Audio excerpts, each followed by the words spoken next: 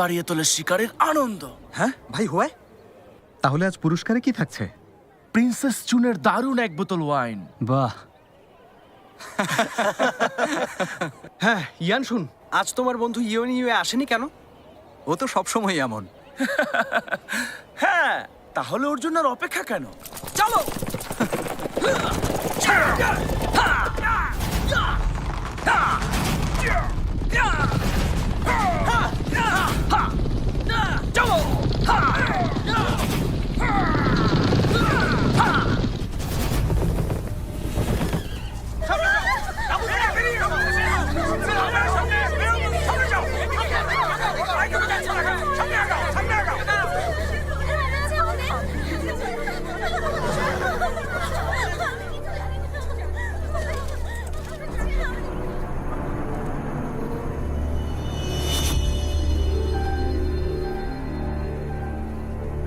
মহামান্য প্রিন্স, শিকার প্রস্তুত।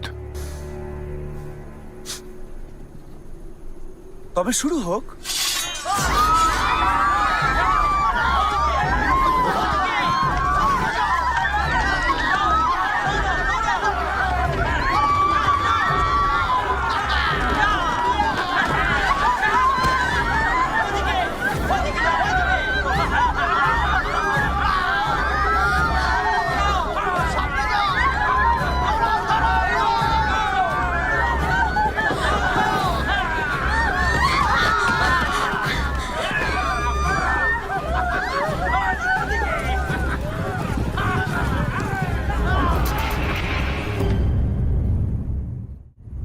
এসো সবাই, এক নজর দেখে নাও।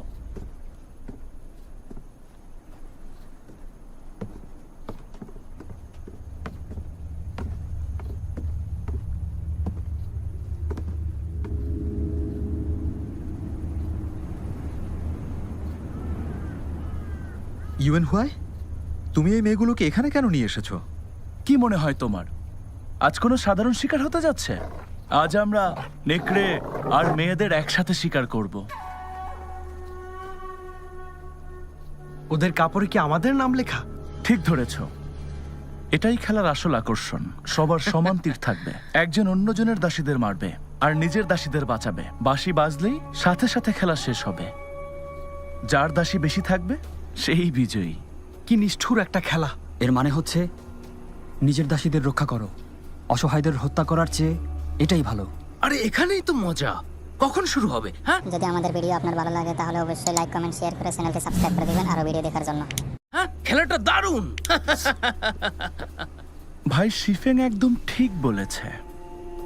মানুষ শিকার করা এটা খুবই নির্মম একটা খেলা।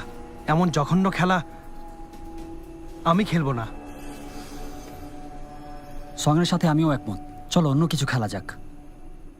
যাদের দেখছো ওরা কৃতদাসী, ওরা অপরাধ করেছে, সেজন্য মৃত্যুদণ্ড হতো। কিন্তু আমি ওদের একটা সুযোগ দিচ্ছি, যে এই খেলায় টিকে থাকতে পারবে সে মৃত্যুদণ্ড থেকে রেহাই পাবে।